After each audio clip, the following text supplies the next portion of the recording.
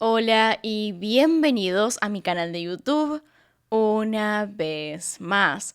Hoy tenemos el caso de Ray Gricar. Lo que vamos a ver hoy es una desaparición bastante extraña y llamativa. Hasta ahora no se sabe qué fue lo que le sucedió a este hombre. No es la típica desaparición en la cual una persona simplemente se va sin dejar rastros. Todo lo contrario, dejó varios rastros distintos, dejó varias cosas que hacen el caso aún más raro. Lejos de explicarlo, simplemente traen más preguntas. Sin nada más que decir, ahí arriba en la que está en pantalla pueden ver el resto de mis casos. Acá abajo tienen mis redes sociales por si quieren seguirme en alguna de ellas. Y sin nada más que decir, comencemos.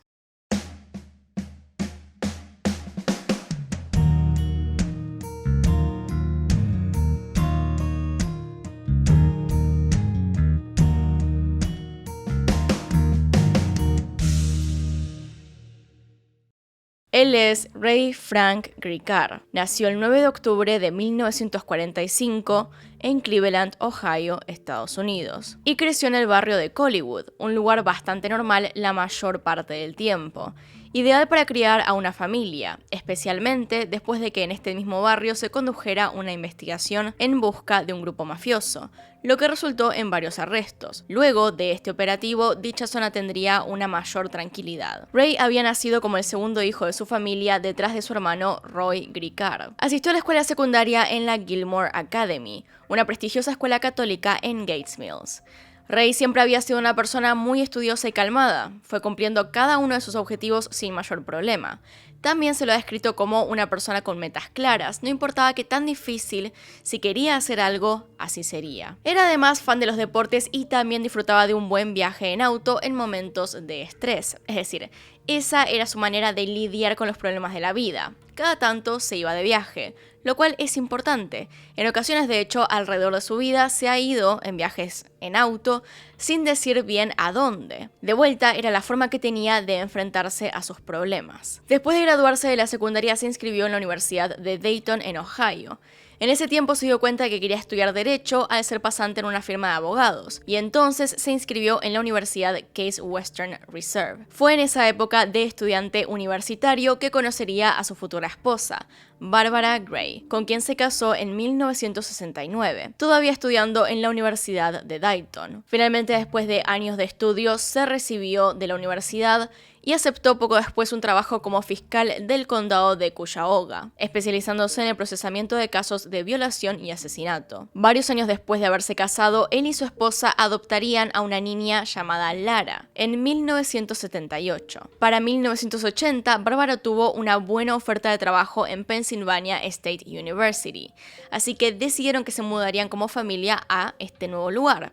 Y para que Bárbara pudiera trabajar tranquila, Ray decidió quedarse en la casa a cuidar de Lara y el hogar. Sin embargo, el fiscal de distrito del condado, David A. Grine, para ese momento, le ofreció a Ray un puesto como asistente, a lo que él aceptó. En 1985, el fiscal de distrito de ese momento, Robert Meeks, quien era el sucesor de Grine, decidió no postularse para la reelección, dejando el puesto listo para alguien nuevo, y Ray se postuló para esas elecciones, ganando por un margen de 600 votos. Para el 91, Bárbara y Ray ya no estaban tan bien como antes. El matrimonio había comenzado a caer y decidieron divorciarse. En cuestión profesional, cuando fue elegido, Ray trabajaba a tiempo parcial, con lo cual podía dedicarse a más de una cosa a la vez, por ejemplo, su familia, criar a su hija y trabajar un poco para ayudar a mantenerse. Ya para 1996 hizo una campaña con éxito para hacer este trabajo a tiempo completo. Ray se volvió a casar en 1996 con una mujer llamada Emma.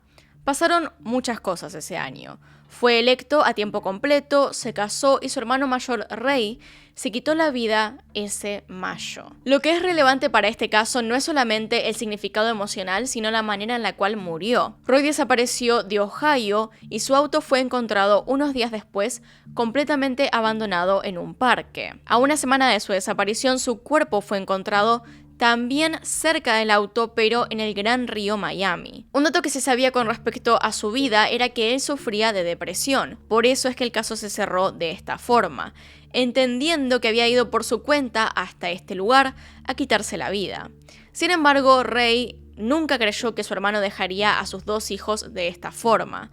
La situación le resultaba extraña, pero lo más extraño es lo que sucede años más tarde, con las similitudes entre este caso, el de Roy, y el de Ray. La vida de Ray siguió en su mayor parte un buen camino. Era un hombre bastante tranquilo, a pesar de su trabajo, el cual requería tener que ver crimen tras crimen y tomar decisiones difíciles, pero su mayor deseo era simplemente seguir con su trabajo hasta el momento de retirarse. No tenía aspiraciones de otras índoles, como trabajar de alguna otra cosa o volverse político, lo cual para algunas personas lo volvía incorrompible. Pero, debido a otro caso que les voy a contar en unos minutos, había gente que no pensaba lo mismo. Fue reelegido en total 4 veces, en el 89, en el 93, en 1997 y en el 2001. En 2004, Ray anunció que no se postularía para la reelección y que se retiraría por completo de ejercer abogacía en diciembre del 2005, poco después de cumplir sus 60 años. En el 2001 se divorció de su esposa Emma. Fue bastante corta la relación y desde un inicio no se los veía muy felices, según lo que cuentan sus allegados. El tiempo pasó otra vez y en 2002 o 2003 Ray se mudó con su novia de ese entonces, Patty Fornicola, una empleada de la oficina del fiscal de distrito del condado. Para el momento de los hechos, él vivía con Patty en la casa de su infancia en Bellefonte. Pero hasta ese entonces no se habían casado, no estaban muy apurados por hacer tal cosa. Simplemente vivían sus días juntos y tranquilos. Como digo, para ese tiempo Ray ya estaba pensando en retirarse y había delegado una buena parte de su trabajo a otros. Antes de su desaparición, Ray tenía planes de ir junto a su novia a visitar a su hija que se encontraba en Washington viviendo junto a Bárbara. En el 2006, Ray por fin se retiraría para siempre y podría comenzar su vida de descanso. Tenía todo casi preparado y de hecho nadie había notado nada realmente extraño con respecto a cómo vivía en ese tiempo. No tenía actitudes raras ni parecía que ocultase algo, aunque quizá esa solamente sea la perspectiva de una persona desde afuera. Dado este contexto, entonces pasemos al día de los hechos.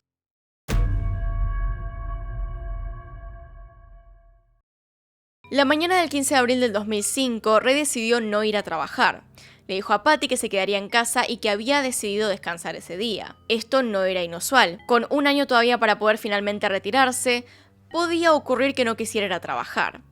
Patty entonces sí fue a trabajar ese día como cualquier otro y le dejó abajo una nota para cuando se levantara, preguntándole si podía cuidar al perro ya que se iba a quedar en la casa. A eso de las 11:30 de la mañana, Ray llamó a Patty a su oficina para informarle que estaba manejando por el área de Brush Valley al noreste de Center Hall en camino a Lewisburg. Patty sabía qué ruta estaba tomando y él ya conocía la zona.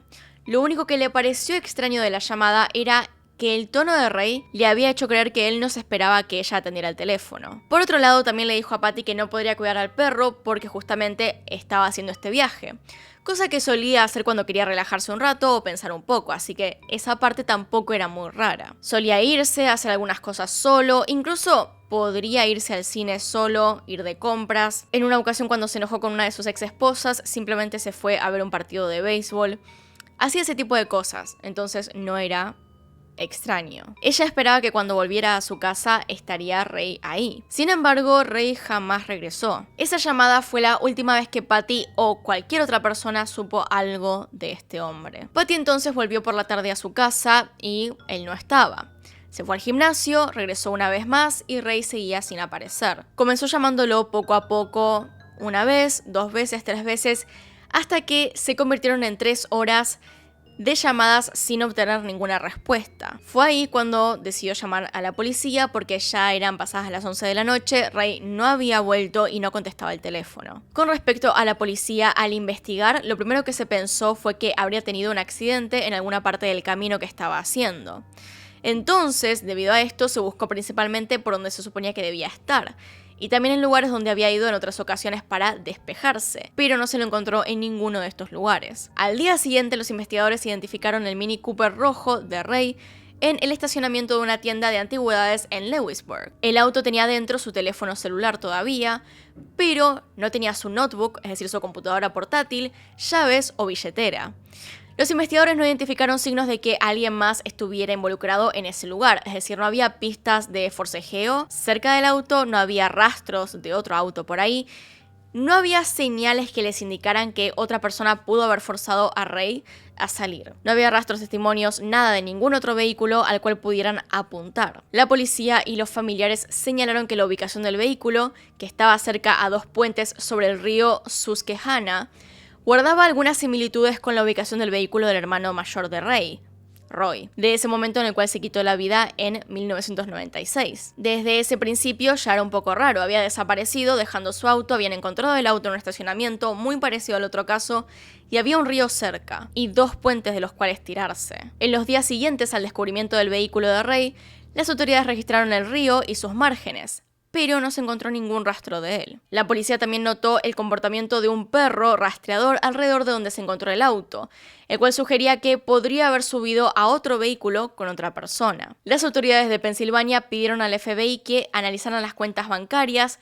los registros de tarjetas de crédito y los registros de teléfonos celulares de Ray, pero no se encontró ninguna pista sobre dónde pudo haber estado. Nadie estaba usando sus cuentas bancarias, teléfono, nada. Patty le contó a los agentes que Ray había estado durmiendo cada día más, que las siestas que tomaba eran largas y que ya casi no se quería despertar. Esto es importante ya que su hermano sufría de depresión y podría estarle pasando lo mismo a él. A veces esto de dormir cada vez más, no querer despertarse, digamos, tener conflictos con ir a hacer cosas del día a día, puede ser un signo de que una persona está pasando por un periodo depresivo. Y le podría haber estado pasando a él. Un tiempo después, el 30 de julio, unos pescadores descubrieron la notebook de Ray en el río Susquehanna debajo de un puente entre Lewisburg y Milton. Pero hay un detalle acá que es muy importante y es que faltaba su disco duro. Se llevaron buzos para poder registrar bien el área porque se pensaba que probablemente él estaría ahí o algo importante tal vez. Así que estos buzos registraron el río cerca de donde se encontró, pero después de que los buzos terminaran su trabajo se dieron cuenta de que realmente no había nada más. Ni cuerpo, ni disco, no había nada. Hasta que 2 meses después alguien encontró un disco duro en las orillas del río Susquehanna, a unos 91 metros de la ubicación en donde estaba la notebook. Los investigadores plantearon la hipótesis de que provenía de esta computadora. Sin embargo, estaba muy dañado, como se darán cuenta, estaba al margen de un río. Entonces sería muy difícil que realmente estuviera en un estado bueno para analizarlo. Sin embargo, el FBI intentó hacer un análisis junto con el Servicio Secreto de los Estados Unidos y la empresa de recuperación de datos Kroll OnTrack. Juntos no pudieron recuperar ningún dato de este disco duro. En abril del 2009, la policía de Bellefonte reveló que antes de la desaparición, alguien había utilizado la computadora de la casa que compartía con Patty para realizar búsquedas en internet sobre temas como destrozar un disco duro, cómo freír un disco duro y daños por agua en una computadora portátil. Cosas sospechosas, evidentemente, me parece evidente. No creo que haya sido Patty, porque era la computadora privada de él y de su trabajo encima, pero resulta claro que él estaba intentando borrar algo de ese disco antes de jubilarse. Ahora, ¿por qué? ¿O qué era? No sabemos. Ya pasados más de 5 años de la desaparición, en junio del 2011, la hija de Ray, Lara, quien era fideicomisaria de su patrimonio, solicitó al condado que lo declararan muerto. El juez David A. Grine lo declaró muerto en ausencia el 25 de julio del 2011. Al día siguiente, de manera muy casual, la policía de Utah arrestó por un delito menor a un hombre. Este hombre, sin identidad, se parecía mucho a Ray en altura y peso, labios e incluso en algunas arrugas en la cara. Las similitudes llevaron a especular que se habían encontrado con Ray por fin después de tantos años. Especialmente era extraño que se lo encontrara un día después de declararlo muerto. Las autoridades en ese momento enviaron copias de las huellas dactilares de Ray a Utah, pero estas no coincidían con el hombre que se había encontrado recientemente. Y finalmente se lo logró identificar de otras maneras y no era Ray. Un dato a tener en cuenta también que puede ser que contribuya a las teorías es que durante el mandato de Ray en 1998 se negó a presentar cargos contra el entrenador asistente de fútbol del lugar, un hombre llamado Jerry Sandusky, luego de acusaciones de abuso infantil. 2 niños habían denunciado que este entrenador se había metido a las duchas con ellos para tocarlos de manera muy indebida. El fiscal anterior a Ray había comenzado el proceso legal y también había enviado a revisar la casa de Sandusky. Aún así, una vez que le tocó a Ray decidir qué iba a ocurrir, decidió dejarlo en libertad, es decir, decidió no seguir con la causa. No lo investigó más y el caso quedó ahí. Sin embargo, esto siguió ocurriendo. Cada vez que alguien iba a denunciar a Sandusky, Ray no hacía nada. Se decía que era porque quería proceder de la mejor manera y con denuncias que tuvieran pruebas que lograran llevarlo a una condena.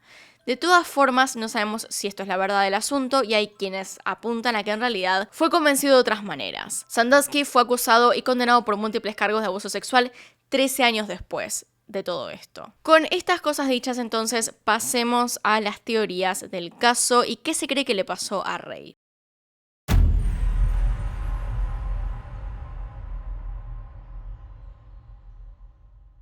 Hay 3 teorías principales sobre lo que le pudo haber sucedido. La primera teoría es que se quitó la vida tal como lo había hecho su hermano, algo respaldado por las similitudes entre ambos casos. La policía que trabajaba en el caso de Ray creía que esta teoría era la más probable, aunque su familia no lo veía así. Principalmente, Ray no tenía antecedentes médicos de depresión ni de querer quitarse la vida. No lo había expresado nunca ni lo había intentado antes, al menos que su familia y amigos supieran. Además, estaba esperando a jubilarse, había comenzado a preparar todo. Aún así puede ser que de repente algo le haya pasado que le recordara el incidente de su hermano y quisiera repetirlo. Cualquiera fuera la razón, resultó de la misma forma. Más aún, recordemos la fecha. Sucedió esto en abril y su hermano se había quitado la vida en mayo. Una buena razón para que empezara a tener un periodo depresivo sería el recordar la fecha. Esto suele pasar, no es para nada extraño y en este caso puede ser la respuesta. Sin embargo, hay que prestar atención a lo de la computadora, porque es muy importante. La segunda teoría es que haya sido obra de un tercero o quizá de un grupo. Al principio se sugirió que la desaparición de Ray podría estar relacionada con la muerte sin resolver de Jonathan Luna, un fiscal federal adjunto que fue encontrado muerto en un arroyo del condado de Lancaster en diciembre del 2003. Ray había estado involucrado recientemente en una operación policial para destapar una red de traficantes de sustancias ilegales, y los criminales en cuestión fueron investigados por cualquier vínculo con su desaparición, pero no se encontró ningún vínculo. También se sugirió que esta decisión de Ray de negarse a procesar a Sandusky por el abuso infantil podría estar relacionado con su desaparición. De hecho, también se sospechó de su propia familia. La policía les pidió a su novia y a su hijastra que se hicieran polígrafos y ambas aprobaron. Aún así la sospecha estaba, después de todo estaba en la casa eso de eliminar el disco duro. La tercera teoría es que Ray deseaba comenzar una nueva vida y por lo tanto diseñó su desaparición con tal perfección que a día de hoy no se lo encuentra. Al parecer había expresado interés en el caso de un jefe de policía de Cleveland que había desaparecido para comenzar una nueva vida. Se informaron también múltiples avistamientos de Ray después de esta desaparición, sobre todo en un bar en Wilkes-Barre, donde tanto el camarero como un oficial de policía fuera de servicio afirmaron haberlo visto viendo un partido de béisbol. A él le gustaba bastante el béisbol también. Se ha sugerido que Ray pudo haberse ido hasta Europa y se sabe que él hablaba ruso con fluidez y esloveno también con fluidez. Tenía parientes en Eslovenia y había realizado viajes a esta región del mundo antes, así que tranquilamente se podía ir para allá. De todas formas, quiero hacer hincapié en un poco de lo que es la tercera y segunda teoría, en el sentido de que puede ser que parte de la primera teoría se junte con la segunda en quitarse la vida y que tenga que ver con lo que había en la computadora. No es sorpresa y no quiero juzgar a un muerto de esta manera tal vez, pero es muy común que estas personas que van y quieren eliminar la computadora tengan algo peligroso dentro. La mayoría de las veces, siendo muy sincera, en los casos que he visto, es pornografía infantil. Pero aparte de eso, pudo haber sido cualquier cosa que lo hiciera sentir culpable. No solamente quería eliminar lo que había en el disco para que nadie lo descubriera nunca y poder hacer su vida bien, sino que tal vez en ese momento en el cual estaba junto al puente, recordando lo que le había pasado a su hermano, simplemente no lo soportó. Tal vez se sentía terriblemente culpable por lo que sea que hubiese ahí dentro en la computadora. Tiró todo, se deshizo de los componentes y se tiró junto con todo esto. Siendo sincera y habiendo visto casos parecidos, siento que es la posibilidad más certera. Pero tranquilamente puede estar equivocada, tal vez inició una nueva vida en alguna parte o tal vez le pasó algo más, tal vez hay otras personas involucradas. Como digo, una persona con su trabajo puede tener varios enemigos. De todas formas, también se estaba por jubilar, entonces me resulta un poco extraño que lo intentaran sacar del mapa cuando ya estaba a punto de irse. Pero claro, ¿qué sabría una persona que lo está persiguiendo que se está deshaciendo de la evidencia del disco duro. Esta desaparición es tan extraña en ciertos puntos que se la ha incluido en episodios de Haunting Evidence en junio del 2006. También se lo ha puesto en un capítulo de desaparecidos de Investigation Discovery en el 2011. Y se lo ha incluido en noticias, en podcast, hay de todo acerca de este hombre, porque es un tema muy extraño, especialmente lo de la computadora. Tal vez fue una combinación de las tres teorías juntas, en el sentido de que por ahí había ido a tirar la computadora, pero estaba en un periodo depresivo por la fecha que se acercaba a cuando su hermano se había quitado la vida, y tal vez había alguien que intentaba borrar algo dentro de la computadora y lo estaba amenazando. Podemos hacer un montón de teorías, pero la verdad es que tal vez nunca lo sepamos porque el disco se arruinó completamente. Pero en definitiva parece que quería eliminar cualquier cosa que estuviera ahí dentro. Pero bueno, díganme qué opinan ustedes con respecto a este caso, los voy a estar leyendo en los comentarios. Acá están los Patreons y los miembros del canal, gracias por apoyarme a través de esos medios. Y sin nada más que decir, acá tienen un video nuevo, acá tienen un video recomendado, se pueden suscribir haciendo clic en mi cara y nos vemos en otro video. Adiós.